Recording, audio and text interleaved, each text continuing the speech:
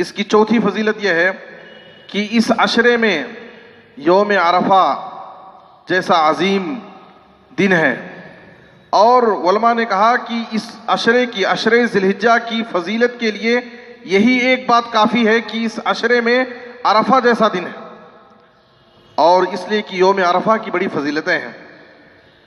یوم عرفہ، عرفہ کا دن وہ دن ہے جس دن اللہ رب العالمین نے اپنے دین اسلام کو، جس دین سے اللہ رب العالمین راضی ہوا، اور جو دین اللہ کے نزدیک محبوب اور مقبول ہے، اس دین کو اللہ رب العالمین نے عرفہ کی دن مکمل کیا۔ سورہ مائدہ کی آیت نمبر 3 اللہ رب العالمین نے فرمایا الیوم اکملت لکم دینکم واتممت علیکم نعمتی ورضیت لکم الاسلام دینا۔ جب یہ آیت نازل ہوئی تو نبی صلی اللہ علیہ وسلم اس وقت عرفہ کے میدان میں تھے، جمعہ کا دن تھا، تو یہ عرفہ کا دن تکمیل دین کا دن ہے۔ اس دن اللہ نے اپنے دین کو مکمل کیا ہے، تو عرفہ کا دن اسی عشرے میں ہے۔ دوسری فضیلت یہ ہے کہ عرفہ کا دن یہ حج کا اصل دن ہوتا ہے۔ حج کے اعمال میں، مناسک میں سب سے اہم عمل، سب سے اہم دن عرفہ کا دن ہوتا ہے۔ اسی لیے سنن نسائی وغیرہ کی حدیث میں آپ صلی اللہ علیہ وسلم نے فرمایا الحج عرفہ، اصل حج تو وقوف عرفہ کا نام ہے، عرفہ کی عبادت کا نام ہے۔ عرفہ کی تیسری فضیلت یہ ہے کہ اللہ تعالیٰ عرفہ کے میدان میں، عرفہ کے دن اللہ تعالیٰ اپنے بندوں کو سب سے زیادہ جہنم سے آزاد کرتا ہے۔ جتنا زیادہ اللہ تعالیٰ عرفہ کے دن جہنمیوں کو جہنم سے آزاد کرتا ہے، اتنا کسی دن میں آزاد نہیں کرتا ہے۔ تو عرفہ کے دن یہ جہنم سے آزادی دلانے کا دن ہے۔ صحیح مسلم کی حدیث میں آپ صلی اللہ علیہ وسلم نے کہا ما من یوم اکثر من ان یعتق اللہ فیہ عبدا من النار من یوم عرفہ وانہ لیدنو ثم یباہی بہم الملائکہ فیقول ما اراد ہؤلاء۔ تو معلوم یہ ہوا کہ اس دن، عرفہ کے دن، اللہ رب العالمین سب سے زیادہ جہنم سے آزادی کا پروانہ سناتا ہے۔ حافظ ابن رجب الحنبلی کہتے ہیں عرفہ کے دن جہنمیوں کو جہنم سے آزاد کرنے کی یہ بات حاجیوں کے لیے خاص نہیں ہے، یعنی دنیا بھر کے مسلمانوں کے لیے ہے۔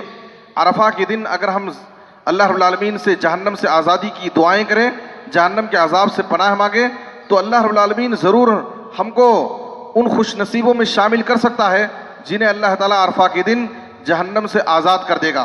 اس لیے عرفہ کے دن ہمیں، اس عشرے میں عرفہ کے دن ہمیں اللہ رب العالمین سے خاص طور پر جہنم سے نجات، جہنم سے حفاظت کی دعا کرنی چاہیے، اور اللہ رب العالمین سے جہنم کے عذاب سے پناہ مانگنا چاہیے۔ اسی طرح سے عرفہ کے دن کی چوتھی خصوصیت یہ ہے خیر الدعاء دعاء یوم عرفہ۔ آپ صلی اللہ علیہ وسلم نے کہا، سلسلہ صحیحہ کی حدیث ہے اور ترمذی میں حسن درجے میں ہے، خیر الدعاء دعاء یوم عرفہ، سب سے بہتر دعا عرفہ کے دن کی دعا ہے۔ جو دعا میں نے کی اور مجھ سے پہلے نبیوں نے کی، وہ دعا کیا ہے؟ لا الہ الا اللہ وحدہ لا شریک لہ لہ الملک ولہ الحمد وہو علی کل شیء قدیر۔ یہ دعا عام طور پر ہم فرض نمازوں کے بعد پڑھتے ہیں۔ یہی دعا وہ دعا ہے جو عرفہ کے دن کی سب سے افضل دعا ہے، جو نبی صلی اللہ علیہ وسلم نے کی، جو آپ سے پہلے تمام نبیوں نے کی۔ اس لیے اس عرفہ کے دن کثرت سے ہمیں یہ دعا پڑھنے کا بھی اہتمام کرنا چاہیے۔ اسی طرح سے عرفہ کی پانچویں خصوصیت یہ ہے یوم عرفہ کی، مسند احمد کی حدیث میں ہے کہ آدم علیہ السلام سے پیدا ہونے والی تمام ذریت کا عہد و میثاق اللہ تعالیٰ نے اسی دن یعنی عرفہ کے دن لیا تھا۔ اور چھٹی خصوصیت یوم عرفہ کی یہ ہے کہ یوم عرفہ کا ایک روزہ 2 سال کے گناہوں کا کفارہ ہے۔ آپ صلی اللہ علیہ وسلم نے کہا، صحیح مسلم کی حدیث ہے، صیام یوم عرفہ احتسب علی اللہ ان یکفر السنۃ التي قبلہ والسنۃ التي بعدہ۔ عرفہ کے روزے کے بارے میں مجھے اللہ رب العالمین سے امید ہے کہ اللہ تعالیٰ اس گزشتہ 1 سال اور آئندہ 1 سال کے گناہوں کو مٹا دے گا، یعنی صغائر گناہ۔ تو آپ دیکھیے یہ عرفہ کے دن کی خصوصیات ہیں، فضائل ہیں، اور یہ خصوصیت اور فضیلت والا دن عرفہ کا دن اسی عشرے میں ہے، یعنی 9 ذی الحجہ کو۔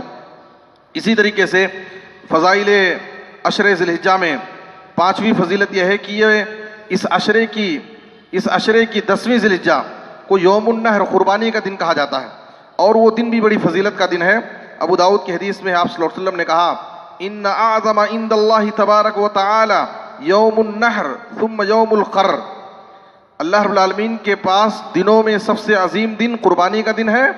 اس کے بعد پھر یوم القر سے مراد 11ویں ذی الحجہ یعنی عید بقرعید قربانی کے دن کے بعد والا دن، اس لیے کہ اس دن حاجی مینا کے میدان میں قیام کرتے ہیں. تو قربانی کا دن یہ اللہ رب العالمین کے نزدیک دنوں میں سب سے عظیم دن ہے. شیخ الاسلام ابن تیمیہ رحمہ اللہ کہتے ہیں کہ قربانی کے دن ایک مسلمان 2 عظیم عمل کرتا ہے، ایک بدنی عبادت اور ایک مالی عبادت. بدنی عبادت نماز کی شکل میں اور مالی عبادت قربانی کی شکل میں. تو اس لیے قربانی کا دن یعنی یوم النحر ذی الحجہ کی 10ویں تاریخ بھی بڑی عظیم تاریخ اور بڑا عظیم دن ہے. اس لیے ہمیں اس عشرے کی خصوصیت کے ساتھ اس کا اہتمام کرنا چاہیے اور اس کی فکر کرنا چاہیے. آپ سلف صالحین میں دیکھیں گے، سب سے پہلے میں بتا دوں کہ آخر یہ ذی الحجہ کے پہلے عشرے کی اتنی ساری فضیلت کیوں ہے؟ جو آپ نے بھی بہت ساری فضیلتیں سنی ہیں، سوال یہ ہے کہ عشرے ذی الحجہ کی اتنی ساری فضیلت کیوں ہے؟ اس کا جواب دیتے ہوئے حافظ ابن حجر رحمہ اللہ فرماتے ہیں اس لیے کہ اللہ رب العالمین نے اس عشرے میں امہات العبادات بڑی عبادتوں کو اللہ نے اس عشرے میں ذکر کر دیا ہے، جمع کر دیا ہے. جیسے نماز ہے، روزہ ہے، عرفے کا روزہ، یا پورے عشرے میں 9 ذی الحجہ 10 ذی الحجہ قربانی کا دن چھوڑ کر کے پورے 9 دن کا روزہ. اسی طریقے سے قربانی ہے، حج ہے. تو اسلام کی بڑی عبادتوں کو اللہ تعالیٰ نے اس عشرے ذی الحجہ میں جمع کر دیا ہے، جس کی وجہ سے اس عشرے کی بڑی اہمیت اور بڑی فضیلت. بہرحال آپ نے دیکھا کہ ذی الحجہ کا یہ پہلا عشرہ عشرے ذی الحجہ بڑی فضیلت والا عشرہ ہے. اللہ رب العالمین نے اس عشرے کی قسم کھائی ہے اور یہ دنیا کے سب سے افضل ایام ہیں. اور تیسرے، اللہ رب العالمین کے نزدیک یہ ایام سب سے زیادہ محبوب اور پسندیدہ ہیں. اور اللہ رب العالمین کو ان دنوں میں کیے گئے اعمال سب سے زیادہ پسندیدہ، سب سے زیادہ پاکیزہ، سب سے زیادہ عظیم اور سب سے زیادہ اجر و ثواب والے ہیں. اور اس کی چوتھی فضیلت کہ اس عشرے میں 9 ذی الحجہ کو یوم عرفہ ہے. اور 5ویں فضیلت یہ ہے کہ 10 ذی الحجہ کو قربانی کا دن ہے، یوم النحر. یہ تمام فضائل ہیں اس عشرے کی. اس لیے ہمیں چاہیے کہ اس عشرے کی فضیلت کو سمجھیں اور اس سے زیادہ فائدہ اٹھائیں، زیادہ سے زیادہ اپنے آپ کو اعمال صالحہ میں مشغول رکھیں. اللہ رب العالمین سے دعا ہے کہ اللہ تعالیٰ عشرے ذی الحجہ کے فضائل کو سمجھنے اور اس کے تقاضوں پر عمل کرنے اور ان ایام فضیلت والی ان ایام کی قدر کرنے کی اللہ ہم سب کو نیک توفیق دے. آمین. وصلی اللہ علی نبینا محمد و آلہ وصحبہ اجمعین. والسلام علیکم.